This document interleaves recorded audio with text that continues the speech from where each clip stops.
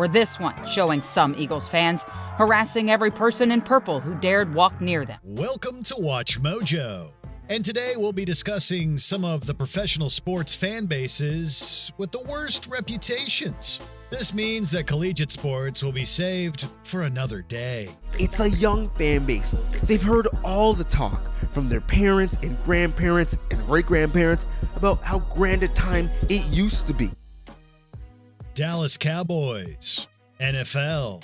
There is not, at the time of this writing, any way any NFL franchise can legitimately claim to be the official team of America. Hey, I'll tell you what. We feeling Dallas.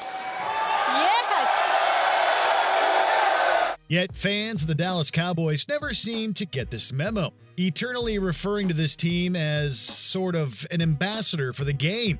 Maybe it ties into stereotypical imagery of the American West, of the wild frontier, and archetypal machismo? But these boys ain't won in 23 years, and you sitting here representing them. You should be ashamed of yourself. You should be ashamed of yourself. It's funny. You should be ashamed of yourself. Regardless, it isn't as if the Cowboys suck, since the team did make it to the wild card back in 2023.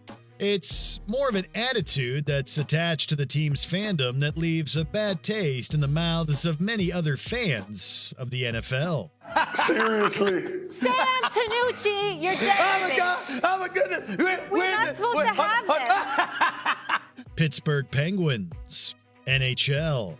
There's no denying that the Pittsburgh Penguins possess a storied and winning history within the NHL. And the Pittsburgh Penguins again are the Stanley Cup champions. Yet it's also true that no team is on top forever, and the Penguins haven't qualified for the playoffs since 2022. The team had previously qualified for an impressive 16 consecutive seasons, yet Penguins fans have been known to be historically fickle when things don't happen to be going their way. Full disclosure, I was born and raised in Pittsburgh. I've been a Penguin fan. I was an actual Pittsburgh Hornets fan from the AHL. Perhaps it's too much of a good thing, getting used to all of that winning, but this doesn't necessarily mean that fans should abandon their team in times of need. Trying to tell that to a Penguins fan will probably just result in an echo, however. You know, because they're never there when you need them. It's disappointing, to say the very least. Portland Timbers, MLS. Sometimes a team just can't escape the stereotypes that surround their home city. MLS fans who oppose the Portland Timbers absolutely love to needle this Oregonian team about their state's penchant for, well, let's just use an umbrella of hipster stuff to describe it. Elsewhere, the actual nuts and bolts of the Timbers do legitimately offer up a team where fans show up to cheer and watch them play. I just want to see a great game. I want to see a win.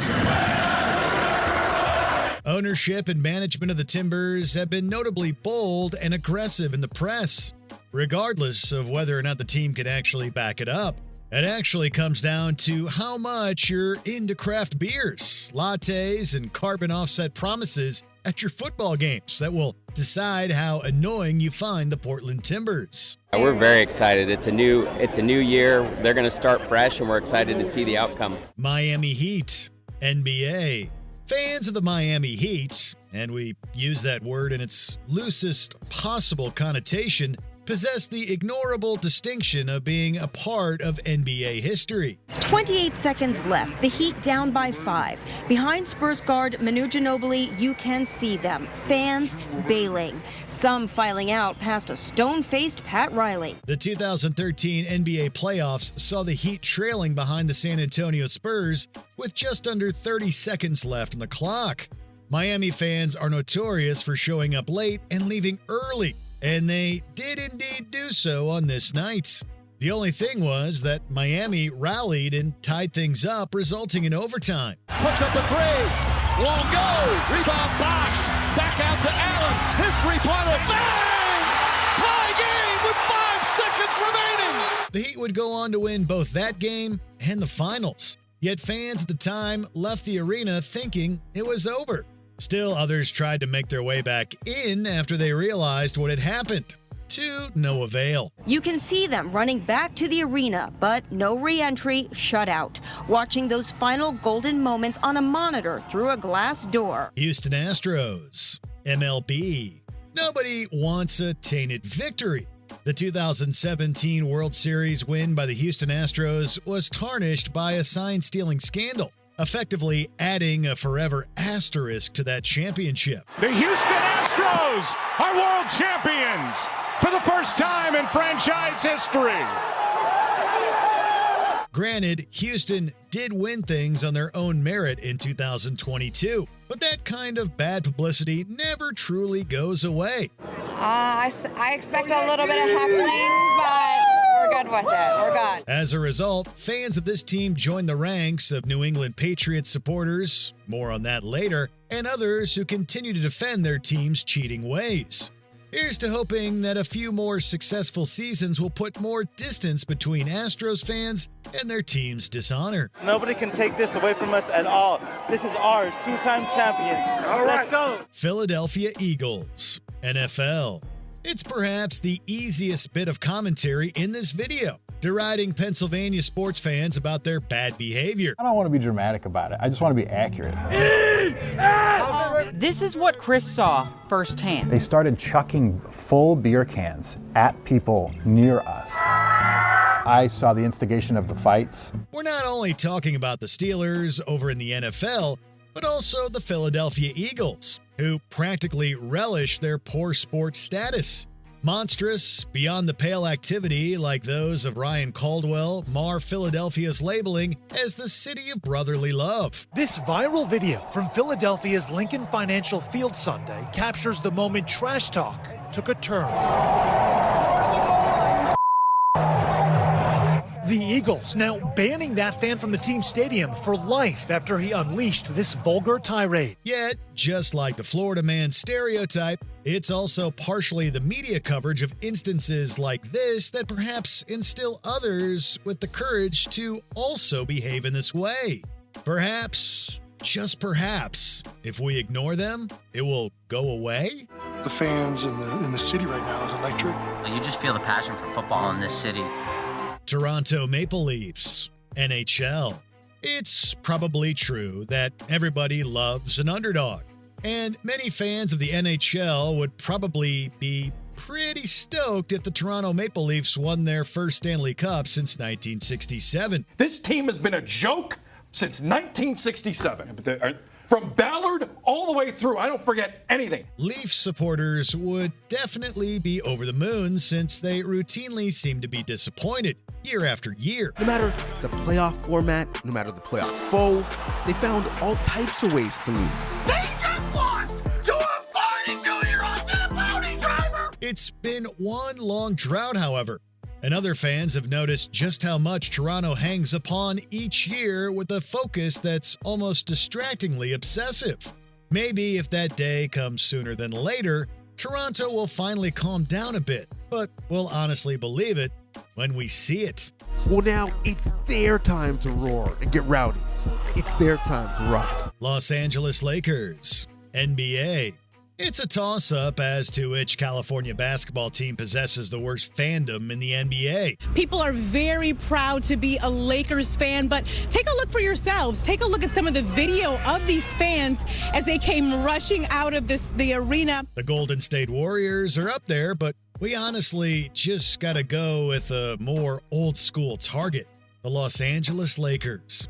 Their historic rivalry with the Boston Celtics is absolutely the stuff of legend, but it's also this legacy that makes their fans feel, well, a bit entitled. Hey! LA, let's go, LA, let's go, LA! This him! Yes, LA may be title town, but the Lakers don't always win, and their fans occasionally come across as more fair weather than faithful. There's also the celebrity watch status of their court sidelines, making home games feel less like sport and more like entitlement. No offense, WWE. Leo DiCaprio.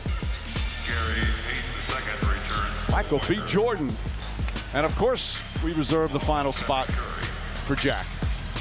Simply Jack. New York Yankees, MLB. They're a very easy team to hate.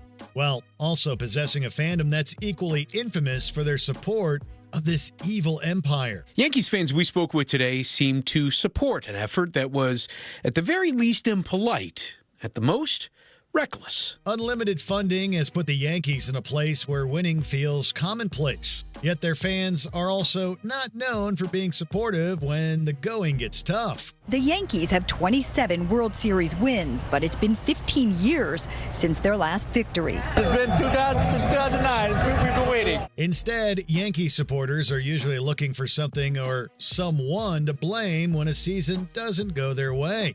Meanwhile, the New York Mets are still languishing for a World Series win, an afterthought to the Big Apple's obsession with pinstripes. We're going for the World Series. We're not done yet. Let's go Yankees. Yes, we did awesome today. Great job, guys. Let's do it again next game. Before we continue, be sure to subscribe to our channel and ring the bell to get notified about our latest videos. You have the option to be notified for occasional videos or all of them. If you're on your phone, make sure you go into your settings and switch on notifications. New England Patriots, NFL. Take your pick, North America. The Boston Red Sox, Celtics, or the New England Patriots. It's exciting. It's always good to have football back.